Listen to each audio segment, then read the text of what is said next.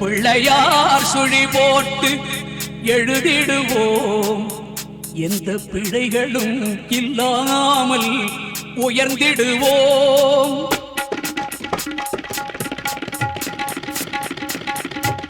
பிள்ளையார் சுழி போட்டு எழுதிடுவோம் எந்த பிழைகளும் இல்லாமல் உயர்ந்திடுவோம். பிள்ளையார் சுழி போட்டு எழுதிடுவோம் எந்த பிழைகளும் இல்லாமல் உயர்ந்திடுவோம். அல்லல் போம் வல்வினை போம் தொல்வினை போம், அல்லல் போம் வல்வினை போம் தொல்வினை போம்.